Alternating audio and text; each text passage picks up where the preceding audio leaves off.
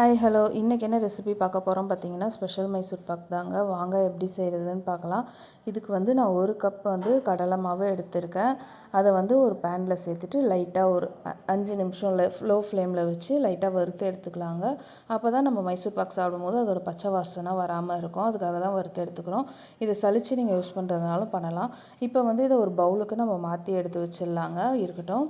இப்போ அதே பேனில் நான் என்ன பண்ணுறேன், 1.5 கப் அளவு மட்டும் சர்க்கரை சேர்த்துக்கிறேன். இதுவே கரெக்டாக இருக்கும் ஸ்வீட்னஸ்ஸு. மூழ்கிற அளவு மட்டும் தண்ணி விட்டுட்டு இதை நல்லா ஒரு வாட்டி கிண்டி விட்டுட்டு ஸ்டவ் ஆன் பண்ணிடலாங்க. இது கொதிச்சிக்கிட்டு இருக்கட்டும். ஏன்னா இது ஒரு கம்பி பதம் வரணும், அதனால் கொஞ்சம் கொதிச்சிட்டு இருக்கட்டும். இப்போ வந்து நம்ம என்ன பண்ண போகிறோம்னா, ஒரு பவுலில் வந்து 1 கப் ரீஃபைண்ட் ஆயில் எடுத்திருக்கேன். அது 1/2 கப் வந்து நெய் எடுத்திருக்கேன். இது ரெண்டுத்தையும் நல்லா ஒன்றா மிக்ஸ் பண்ணிக்கலாம்.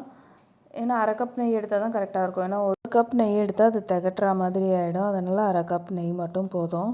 இப்போ இது எல்லாத்தையும் ஒன்றா மிக்ஸ் பண்ணிவிட்டு இதில் 3/4 கப் அளவு அந்த நெய்யும் கலந்து வச்சுருக்கோம்ல, அதை வந்து எடுத்துக்கிறேன்.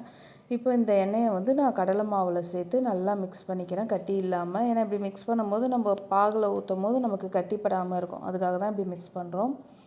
இப்போ பார்த்திங்கன்னா நல்லா கொதிச்சு வந்துருச்சு சக்கரை பாகு. மைசூர் பாக்குக்கு ஒரு கம்பி பதம் போதும். இப்போ ஒரு கம்பி பதம் வந்துருச்சான்னு செக் பண்ணலாம். இது வந்திருக்கு பார்த்திங்களா, இந்த மாதிரி வரணும். இதுக்கப்புறமா நம்ம கலந்து வச்சுருக்க மாவை இதில் சேர்த்து நல்லா மிக்ஸ் பண்ணி எடுத்துக்கலாங்க.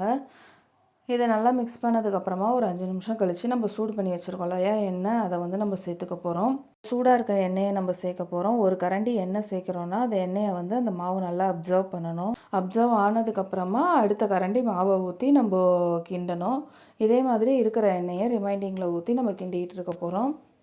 எல்லா எண்ணெயும் ஊற்றி கிண்டி முடித்ததுக்கப்புறமா நம்ம இதோட பக்குவத்தை செக் பண்ணலாம். எல்லாத்தையுமே கை விடாமல் கிண்டணும், இல்லாட்டி அடி பிடிச்சிரும்.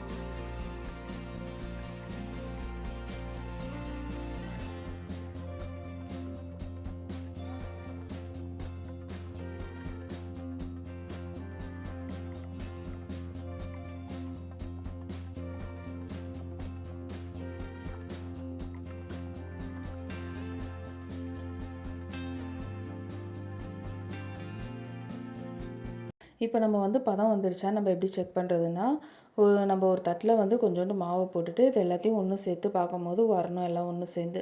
அப்படி வந்துருச்சுன்னா கரெக்டான பக்குவத்தில் இருக்குதுன்னு அர்த்தம். இப்போ வந்து நம்ம ஒரு ட்ரேயில் எண்ணெய் தடவி வச்சுருக்கேன். அந்த ட்ரேயில் நம்ம இப்போ அந்த மாவை ஊற்றி செட் பண்ணிக்கலாம்.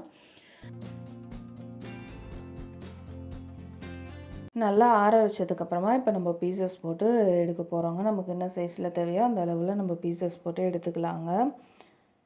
இந்த மைசூர் பாக் கண்டிப்பாக ட்ரை பண்ணி பாருங்கள், நல்லா டேஸ்டியாக இருக்கும். இது போல் நிறைய ரெசிபீஸ் பார்க்க என்னோடய சேனலை சப்ஸ்கிரைப் பண்ணி சப்போர்ட் பண்ணுங்கள். இப்போ வந்து நான் உங்களுக்கு ஒரு பீஸ் எடுத்து காட்டுறேன் பாருங்கள், எவ்வளோ சாஃப்டாக இருக்குன்ட்டு.